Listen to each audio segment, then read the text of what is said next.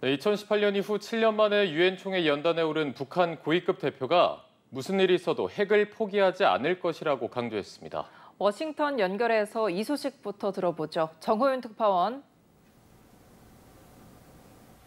네, 유엔 총회 일반 토의 연설에 나선 북한 김선경 외무성 부상은 북한은 절대로 핵을 내려놓지 않을 것이라고 말했습니다. 김 부상은 무거운 표정과 강경한 어조로 비핵화 의지를 드러냈는데요. 직접 들어보시죠. 우리는 우리 국법이고 국책이며 주권이고 생존권인 핵을 절대로 내려놓지 않을 것이며 그 어떤 경우에도 이 입장을 철회하지 않을 것입니다. 미국과 미국의 동맹국들의 침략 위협에 맞서기 위해서 핵 보유는 불가피하다고 주장하며 핵은 곧 북한의 주권이자 생존권이라고 강조했습니다. 관련 발언입니다. 들어보시겠습니다.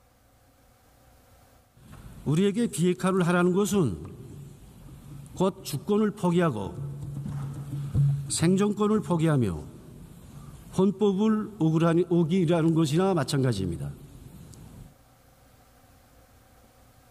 북한은 이번 유엔 연설에서 북미 대화 재개의 가능성을 직접 언급하지는 않았는데요. 다만 북한에 대한 존중과 우호를 전제로 사상과 제도가 다른 국가와의 대화 가능성을 열어뒀습니다. 트럼프 미국 대통령은 이미 여러 차례 김정은 국무위원장과 대화 의지를 드러냈고 최근에는 김정은 위원장도 조건부 대화 의사가 있음을 밝혔죠. 하지만 오늘 연설을 통해 북한 비핵화라는 가장 중요한 대화 재개의 조건이자 목표를 두고 북한과 미국의 견해차를 다시 한번 확인한 만큼 당장 극적인 효과를 거두기는 현실적으로 쉽지 않은 상황입니다. 네, 한편 백악관에서는 트럼프 대통령과 네타냐후 이스라엘 총리가 만나서 가자지구 전쟁을 끝내기 위한 평화 구상의 뜻을 같이 했다고요. 네, 그렇습니다. 트럼프 대통령은 네타냐후 이스라엘 총리와의 정상회담을 마친 뒤 공동 기자회견에서 자신의 평화 구상에 이스라엘이 동의했다고 밝혔는데요.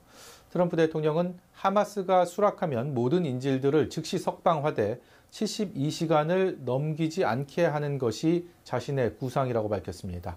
인질들은 곧 돌아올 것이며 이는 전쟁의 즉각적인 종식을 의미한다고 덧붙였는데요.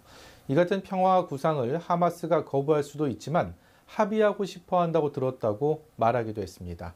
그러면서 하마스가 자신의 제안을 거부한다면 이스라엘에 대한 보다 전폭적인 군사 지원 방침을 시사하기도 했습니다. 하마스의 이스라엘 공격으로 가자지구 전쟁이 시작된 지도 다음 달 7일이면 2년째를 맞는데요.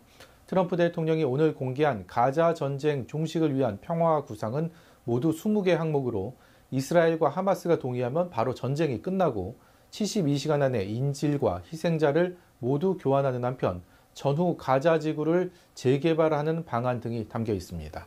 트럼프 대통령은 가자 지구의 평화가 찾아올 것인지에 대해 매우 확신한다고 말했는데요.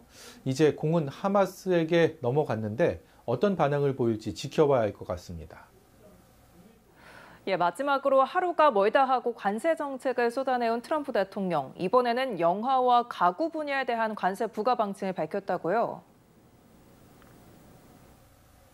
네, 트럼프 대통령은 현지 시간으로 월요일 오전 자신의 소셜미디어를 통해 영화 분야에 대한 관세 방침을 공개했는데요. 미국이 아닌 다른 곳에서 만든 모든 영화에 대해 100%의 관세를 부과하겠다는 겁니다.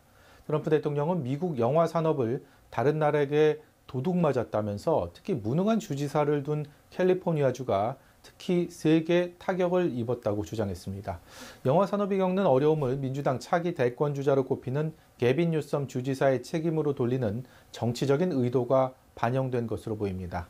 트럼프 대통령은 또 미국 밖에서 가구를 생산하는 국가에 대해 상당한 수준의 관세를 부과하겠다고 밝혔는데 언제부터 어느 정도의 세율을 적용할지는 구체적으로 공개하지 않았습니다. 지금까지 워싱턴에서 연합뉴스TV 정호윤입니다.